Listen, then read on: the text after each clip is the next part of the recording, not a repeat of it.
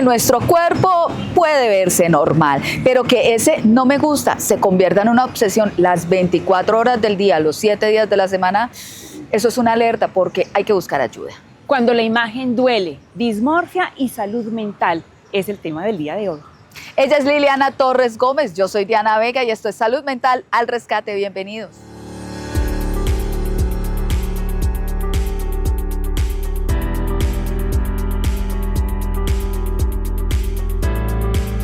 Y para entrar en materia, hoy nos está acompañando el doctor Paulo César González Sepúlveda, precisamente doctor en psicología, es también docente de la Facultad de Ciencias de la Salud de la Universidad Libre Seccional Pereira y hace parte de la red de investigadores de suicidio en varios programas de psicología en el eje cafetero. Doctor, bienvenido. Muchas gracias por la invitación y un gusto saludar a todos los que en esta ocasión nos están acompañando en este programa. Muchas gracias a ti también. Para nosotros es un placer, doctor Pablo, que esté aquí con nosotros. Doctor, y empecemos a dejar en claro los términos. Dismorfia. Eso es un trastorno de la salud mental. ¿En qué consiste dismorfia? Bueno, muy buena pregunta. Cuando nosotros estamos hablando de dismorfia, estamos hablando de que hay una persona que tiene un conflicto con alguna parte de su cuerpo, ¿cierto? Con esa forma del cuerpo. Se supone que nosotros naturalmente deberíamos tener una buena relación con lo que somos, con nuestro cuerpo, con nuestro rostro, pues con lo que somos. Y en algún momento de la vida la persona desarrolla una ruptura, una buena relación con esta parte del cuerpo.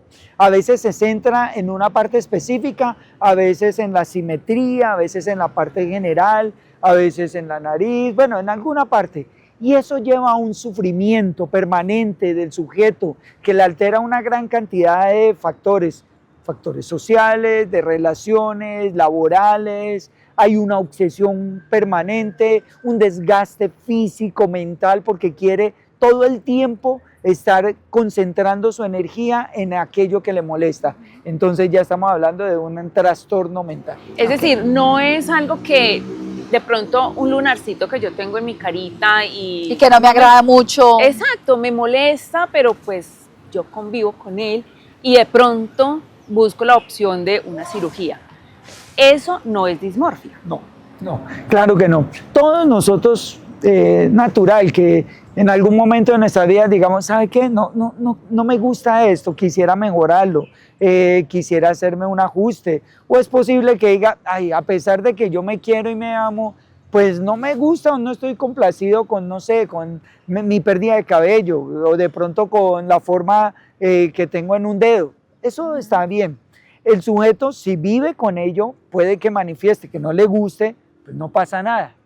El gran problema es cuando yo ya freno mi vida o le doy un gran valor a mi vida a partir de esa parte de mi cuerpo que no me gusta o de la idea de mi cuerpo en general. Entonces yo digo, no, yo ya no quiero salir, qué pereza, yo más bien no me tomo fotos, yo por allá no voy, ojalá hubiese ropa para gente tan inmunda como yo.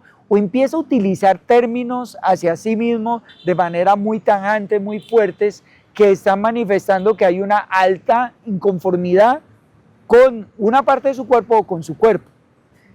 Entonces ahí es donde nosotros ya estamos empezando a sospechar un trastorno dismórfico corporal. Uno puede pensar que es una afectación que es exclusiva de los adolescentes, de pronto por este tema de estarse comparando, porque están en un proceso, en unas etapas de desarrollo, o que también sea solo de las mujeres y de las mujeres jóvenes. ¿Estamos en lo cierto o esto es con un público mucho más amplio? Muy bueno también aclarar eso. Resulta que, claro, la población más vulnerable en muchos trastornos de la salud mental son los adolescentes. Están en una etapa de cambio, están en una etapa de todo un, digamos, cambio hormonal, están dudando de sus valores, reestructurando sus valores, su vida, lo que ellos quieren encajar socialmente. Ellos son una población muy vulnerable.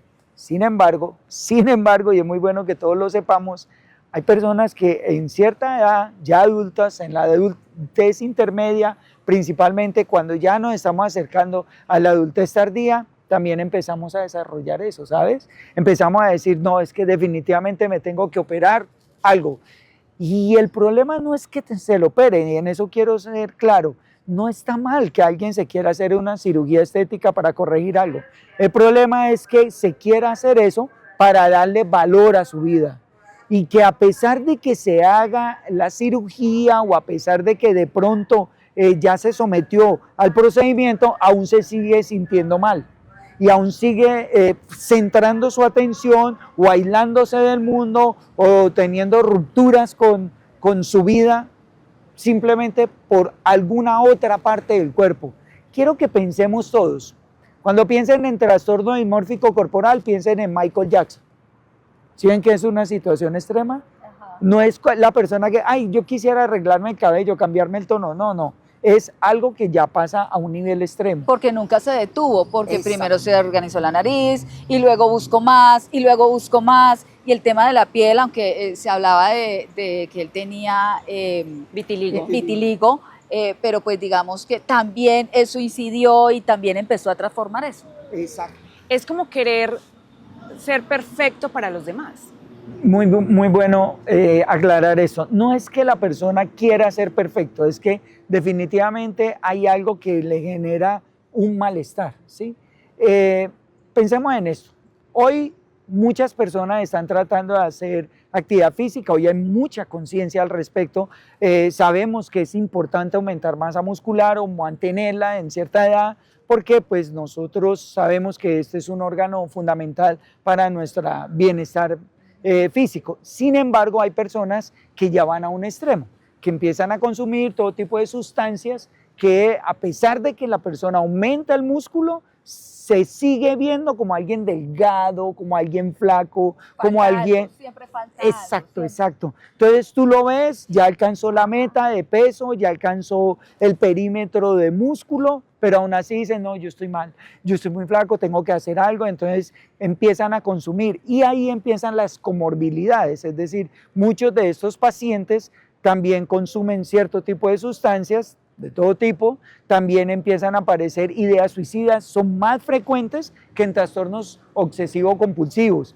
Y además empiezan a aparecer aislamiento, ansiedad generalizada, ansiedad social, y esto ya entonces nos está diciendo, hombre, este tipo de paciente necesita una atención inmediata y muchos de ellos necesitan apoyo farmacológico. Se trata de un trastorno, doctor Paulo, en el que necesariamente, pues obviamente tiene que ser diagnosticado por un profesional en salud mental, por un psicólogo o un psiquiatra también. Los un dos. psicólogo o psiquiatra, pero es un trastorno que difícilmente la misma persona identifica. O sea, la persona puede estar viviendo, por ejemplo, tomando el ejemplo de aquel que quiere más músculo, y esa persona no identificarla, pero sí le identifica su entorno, su círculo de apoyo. Sí. Ese círculo de apoyo es el que tiene que decirle, usted necesita un psicólogo porque definitivamente la situación y el trastorno que está teniendo necesita atención médica.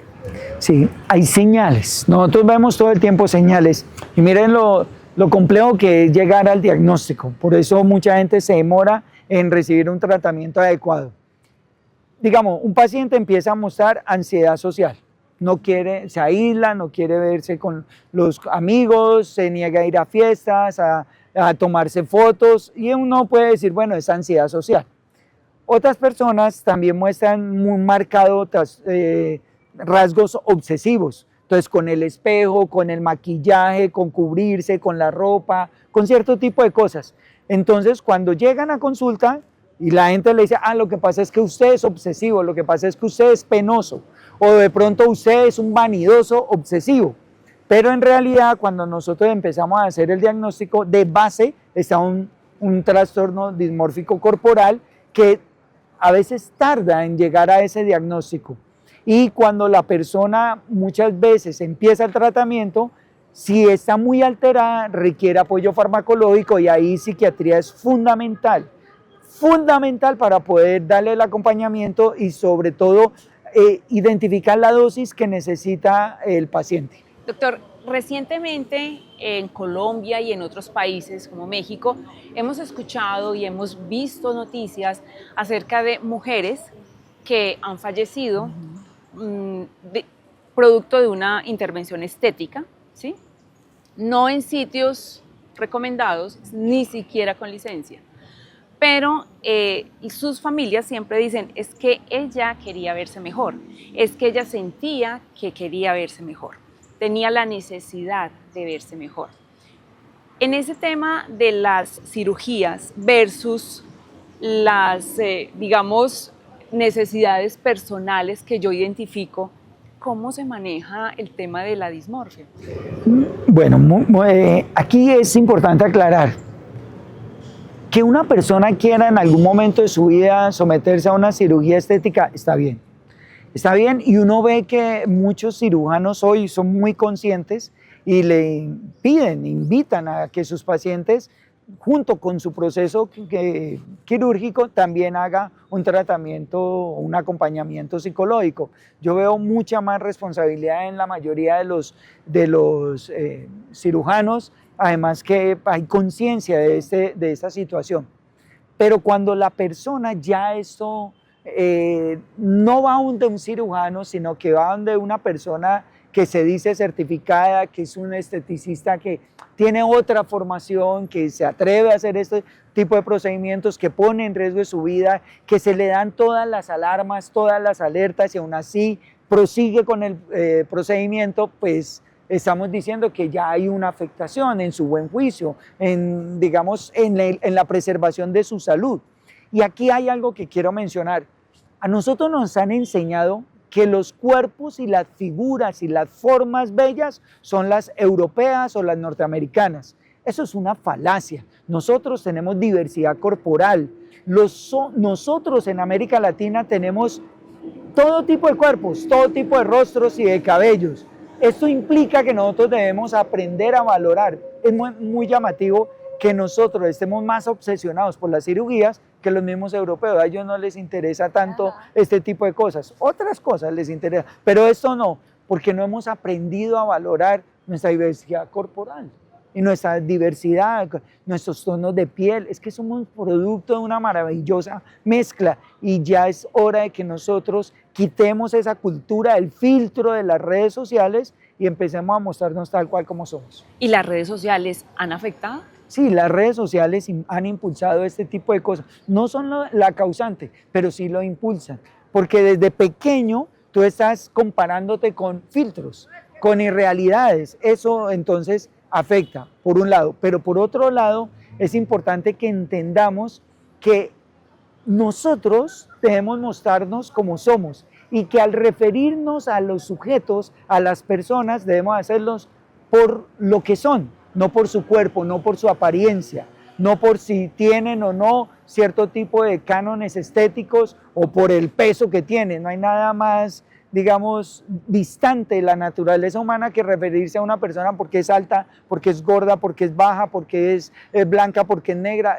Nosotros simplemente somos humanos. Del cuerpo de las personas no se habla. Eso es una premisa que debemos tener muy presente. Del cuerpo de las personas jamás se habla. Y para hablar, o sea, seguir hablando del trastorno de dismorfia corporal, ya regresamos, vamos a una pausita, porque yo sí quiero que el doctor nos cuente si existen casos en hombres. Estamos hablando de adolescentes, estamos hablando de mujeres jóvenes, pero creo que esto también tiene que ver con los hombres. Ya regresamos.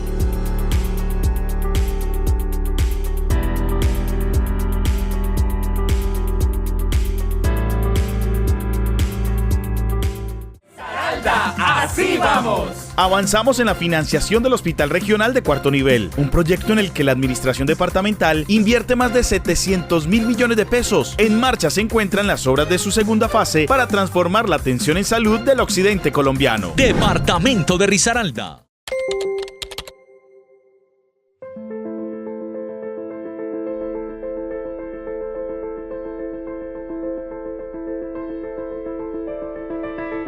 La violencia física representa casi el 39,4% del total de violencias notificadas en Risaralda. La violencia no empieza con un golpe. A veces empieza con gritos, insultos o humillaciones.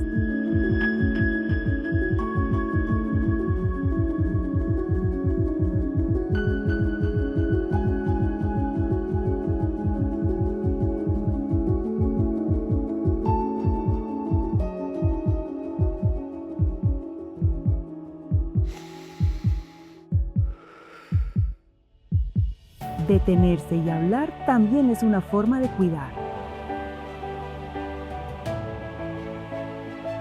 Cuidar es un acto de amor. En Risaralda trabajamos por hogares donde el respeto también cuida la salud mental.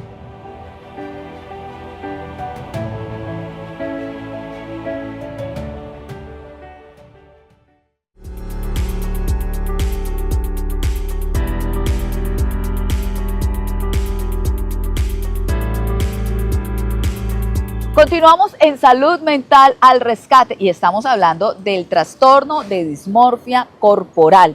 Liliana, porque es que tenemos la duda, ¿no? Si esto es solamente con mujeres o también influyen los hombres, doctor Paulo. Doctor, pero es que además, con conocimiento de causa, he conocido, por ejemplo, tuve un jefe que cada 5 minutos se miraba al espejo, hombre, ¿sí? No sé cómo se pueda, y además era bastante, o es bastante egocéntrico, de pronto puede ser una señal, pero también... ¿De dismorfia? Sí, Ajá. Sí, de pronto de estar indispuesto con algo de su imagen. Ya. Pero ¿qué pasa, por ejemplo, en el caso de los hombres que están necesitados, digámoslo así, según ellos, de algo mejor en sus cuerpos?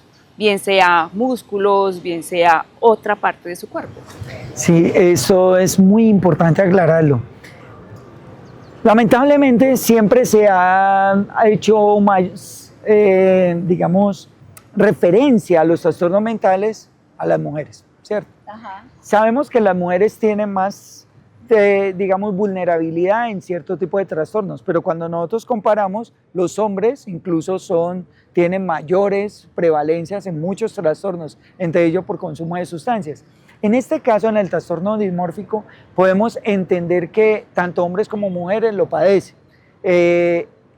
Hay hombres, por ejemplo, que se obsesionan, ya lo decía hace un instante, con los músculos, pero con otras partes del cuerpo, por ejemplo, con la del tamaño de sus órganos genitales. Entonces, todo el tiempo están haciendo referencia a eso, les cuesta trabajo conseguir pareja, buscan en línea diferentes tipos de trucos, tratamientos, medicamentos para buscar, pues, alterar esta parte del cuerpo que no es así, ¿no? Y hay quienes se han atrevido a buscar una solución clínica para prolongar el tamaño de su pene. Sí, es igual que algunas mujeres recurren, por ejemplo, a cirugías para aumentar el tamaño de su busto, también algunos hombres buscan eso. Lo que pasa es que, pues, obviamente son otro tipo de procedimientos y además, pues, llevan a que haya todo un estigma.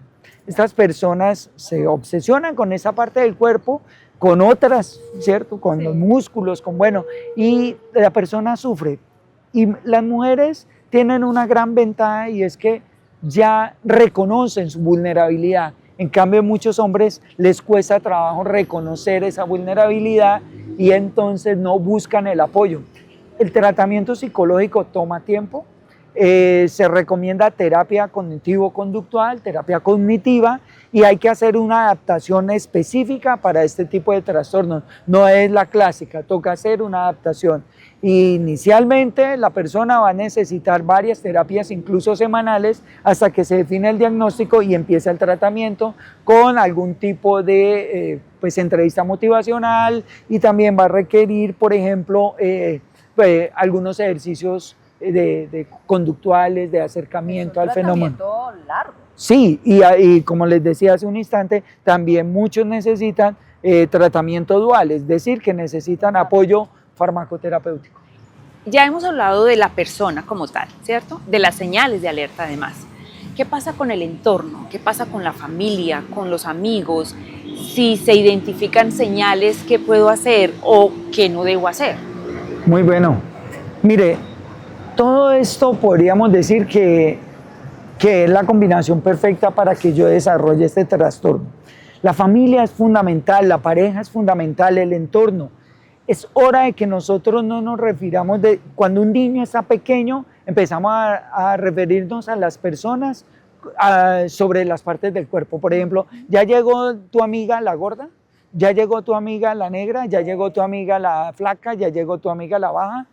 No, los seres humanos no somos no nos podemos definir por cierto tipo de aspectos de nuestro cuerpo, porque somos diversos, por un lado.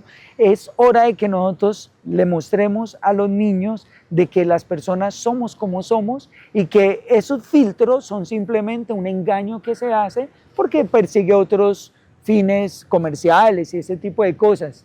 Por eso es bueno que los niños vean sus artistas y que los vean sin filtros. Eso es importante, que no lo usemos tampoco nosotros. Someter a un niño a los 6, 7 años a maquillaje para hacer correcciones, pues hombre, esto ya está dando un mensaje que creo que debemos socialmente empezar a corregir. En la familia, cuando una persona esté manifestando que algo no le gusta de su cuerpo, en vez de criticarlo, de descalificarlo, diciéndole, pero si tú eres bonita, ¿cómo se le ocurre pensar eso? ¿Qué tal si nosotros le escuchamos, oye, cuéntame, ¿y por qué crees eso? ¿Te pasa muy seguido? ¿Cuánto tiempo en el día piensas en eso? Y ya vamos a empezar a descubrir si hay una persona con una alta vulnerabilidad o ya tiene un trastorno. Y si es un pequeñito, si es 10, 11, 12 años, un adolescente, además que los adolescentes, por su comportamiento, por su rebeldía, también intentan ir en contra de cómo hacer ahí, cómo intervenir. Es el tiempo. Es decir, una persona, un niño puede decir, ay, yo quiero ser más alto, ¿cierto? Yo quiero ser más musculoso, está bien, lo va a decir. Pero si ya, por ejemplo, se aísla de los amigos, dejar de jugar para un niño es ya muy llamativo, como dejar de comer. Eso no es lo que nosotros esperaríamos. Si el niño le critica, si el niño dice, ay, yo quiero ser como mi papá alto, si yo quiero ser como mi hermana, o ese tipo de cosas, uno las acepta. Pero ya que se aísle, que por ejemplo esté todo el día frente al espejo, que diga, tengo que hacer ejercicio para ver si, y todo el tiempo se refiere a sí mismo solamente refiriéndose a partes del cuerpo que no le gustan, ya uno empieza a decir, bueno, aquí puede haber algo que es necesario consultar. Ahí es que estar atentos a esas señales que dicen que se convierten en una especie de obsesión y en el que las personas solo piensan a mañana, tarde y noche, si como no como, si hago no hago, si me pongo esto, no me pongo esto, si dejo de ir a reuniones, si dejo de socializar, si me aíslo totalmente de eso. Ahí hay una dismorfia y hay que ser atendido. Eso es lo que hay que estar atentos. Tú usaste una palabra clave, la obsesión. Ajá. Cuando ya hay obsesión, cuando se pasa todos los límites, ahí ya hay una señal de alerta. Okay. Y si estamos hablando de dismorfia, también estamos hablando de vigorexia, que cabe dentro de la dismorfia. Sí, lo que pasa es que la vigorexia se acercan, pero no es lo mismo. La vigorexia es cuando el individuo asume que tiene que estar todo el tiempo haciendo o dedicándose a cierto tipo de actividad física, porque si no va a ser una persona débil. En cambio, en la dismorfia corporal, la persona se obsesiona con cierta parte de su cuerpo o con la simetría de su cuerpo. ¿Sí? Ah, bueno, Entonces, gracias por explicarla, porque se metió vigorexia y yo quedé perdida. Sí, claro, cuando los deportistas se obsesionan también con el músculo, de hacer el ejercicio todos los días, de incluso llevar a que otros consuman. De estar con el metro, porque es que eso lo ve uno en los gimnasios, quienes llegan con el metro cada vez a medirse los músculos, a ver en cuánto voy, si subí, no subí. Sí, incluso uno tiene que diferenciar entre vigorexia, entre, por ejemplo, ortorexia, trastornos como bulimia, anorexia, trastorno obsesivo compulsivo y trastorno dismórfico corporal. Por eso, hacer el diagnóstico adecuado requiere varias sesiones para poder uno adaptar la sesión terapéutica justo para el trastorno. Muchos de esto hay comorbilidad, es decir, la persona tiene trastorno dismórfico corporal, pero también muestra signos de ortorexia, muestra signos de vigorexia, muestra signos de ansiedad. Entonces, llegar al fondo es lo que nos permite poder avanzar con el paciente. Y el doctor Pablo dice consultas periódicas, pero no cada mes, ¿no? Consultas más frecuentes, consultas periódicas, y en ese sentido, pues hay que dar las batallas frente a las EPS, las que haya que dar, porque en realidad son procesos y trastornos en los que hay que tener una periodicidad mucho más corta para lograr un diagnóstico adecuado. Sí, uno de los avances que ha tenido el país con la ley 2460, con esta ley de salud mental y ahora con la resolución del Código Dorado, muestra de que nosotros como colombianos, los ciudadanos, tenemos el derecho de recibir atención de forma inmediata. Y saben que este es un trastorno que cursa mucho con ideación e intento de suicidio. Entonces allí, digamos, por el Código Dorado y con la ley, podemos apelar a que necesitamos un tratamiento un poco más serio y que cumpla con las necesidades del diagnóstico. Por eso el diagnóstico es fundamental. ¿Se puede conciliar la imagen en el espejo? Sí, claro que se puede y tenemos que hacerlo. El asunto, como todo, es cuando yo, a pesar de lo que yo veo en mí, que avanzo, empiezo a sentir que hay un dolor muy profundo, que mi vida carece de sentido, que yo no soy capaz de vivir. Cuando eso ocurre, cuando hay unos sentimientos profundos de tristeza, cuando hay obsesión, cuando hay aislamiento, ahí ya hay que decir, esta persona está sufriendo. Ahí está entonces el mensaje, no solo para quienes puedan estar, digamos, identificados con una dismorfia, sino también para acompañantes, para su entorno social, para poder identificar nosotros también esas circunstancias especiales, porque a todos nos puede pasar. A todos nos puede pasar, sí, señores. Muchísimas gracias, doctor Pablo César, por toda esta ilustración, por acompañarnos en este tema que si bien no es tan fácil de distinguir, pues es supremamente importante saberlo identificar y sobre todo saberlos llevar a los profesionales de la salud mental para que sea tratado, diagnosticado y tratado de la manera más oportuna. 315-560-8849 es nuestro centro de escucha en el departamento de Risaralda para que llame, para que chatee o separe su cita. Y recuerden, también está disponible la línea 106 desde cualquier dispositivo celular. Usted puede marcar las 24 horas del día, los 7 días de la semana. Al otro lado de la línea hay un profesional de la psicología esperando su llamada. Esta línea 106, la línea amiga, es para ayudar a tratar crisis de salud mental. ¿Listo? Nos despedimos. Señores, muchísimas gracias. Doctor, aquí el puñito, usted ya lo conocía. Acuérdese, sí, él fue nuestro primer invitado. Señores, muchísimas gracias. Gracias, Lili. Gracias a todos ustedes por estar con nosotros en Salud Mental al Rescate. Hasta pronto.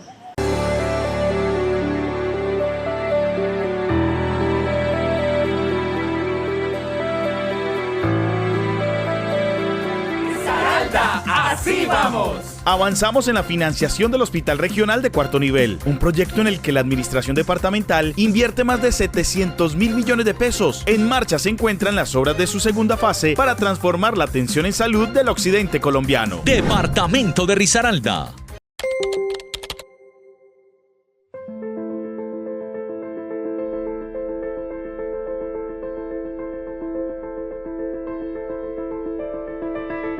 La violencia física representa casi el 39,4% del total de violencias notificadas en Risaralda. La violencia no empieza con un golpe. A veces empieza con gritos, insultos o humillaciones.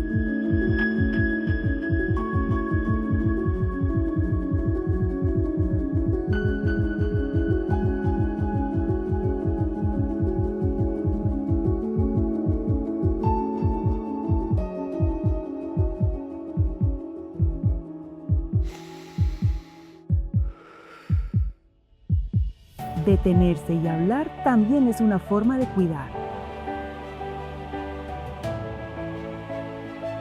Cuidar es un acto de amor.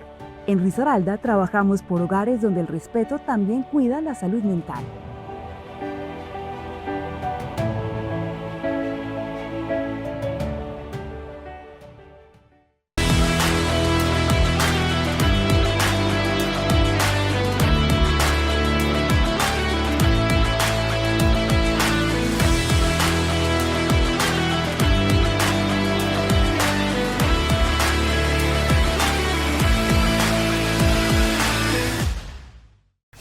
2 años, el alcalde Mauricio Salazar asumió un gran compromiso con los pereiranos, renovar y modernizar la infraestructura de Pereira. Y hoy el balance es histórico. Se han rehabilitado 680 kilómetros de vías rurales. Se han renovado más de 204.000 metros cuadrados de vías urbanas. Se han realizado más de 300 mantenimientos a parques, escenarios y equipamientos públicos. El amor se demuestra con hechos. Alcaldía de Pereira. Pereira crece porque cuando soñamos en grande, construimos en grande. Bajo el liderazgo del alcalde Mauricio Salazar, la ciudad marca un hito con la construcción de la intersección Corales, la primera intersección de 3 niveles que se eleva como símbolo de progreso. Más de 350 metros que conectarán a los pereiranos. Estamos en obra y el avance es real. El alcalde Mauricio Salazar lo prometió y lo está cumpliendo. El amor se demuestra con hechos. Alcaldía de Pereira. Cuando cae la noche en Pereira, los parques no se oscurecen, se transforman. Hoy iniciamos el cambio de luminarias en los parques de la ciudad. Agradecido con la alcaldía porque agregaron una mejor iluminación a la cancha.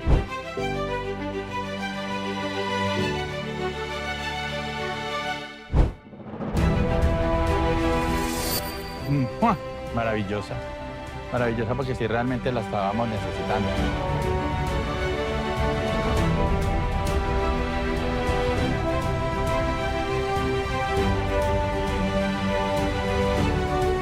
El amor se demuestra con hechos. Alcaldía de Pereira.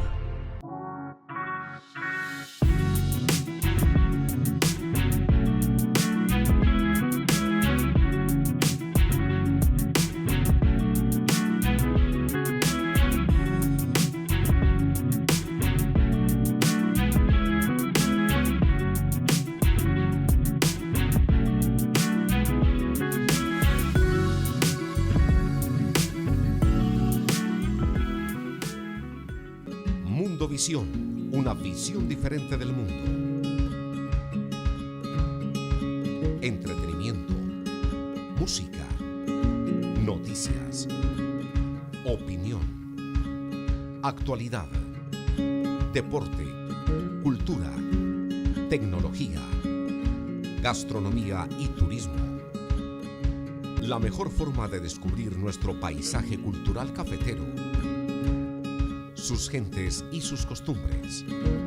Mundovisión, la nueva forma de hacer televisión. Canal Regional 104 de Claro, Mundovisión TV. Una emergencia se puede presentar en cualquier momento. Por eso las telecomunicaciones son esenciales para que estemos conectados y podamos pedir ayuda. A causa del robo y daños a los equipos como plantas eléctricas, baterías de litio, baterías de plomo, cables y fibra óptica, una comunidad puede quedar sin conectividad. Si ves un robo o daño a los equipos, denúncialo. Marcando *160. Llama a la línea 310-200-8888 o al 123. Claro, puedes todo. Tenga en cuenta que desde el próximo 1 de mayo habrá cambios y cierres por la construcción de la nueva intersección Corales. Se realizará cierre en el sentido Cerritos-San Joaquín. Sí, completamente cerrado. Ahora el desvío inicia 100 metros antes, detrás de los patios de Megabús, y los vehículos serán dirigidos hacia la vía Campo Alegre. ¿Y cuáles son las opciones de recorrido entonces? Hacia Cuba y hacia el centro por la 76, conocida como La Carrilera, pero si usted va para San Joaquín, métase por todo el mar. El ingreso en el sentido Cuba-Cerritos no se cierra, solo se va a mover un poco más al norte y se habilitará acceso al barrio Corales por acá por el colegio. Y este último cambio será visible desde el 4 de mayo. El amor se demuestra con hechos. Alcaldía de Pereira.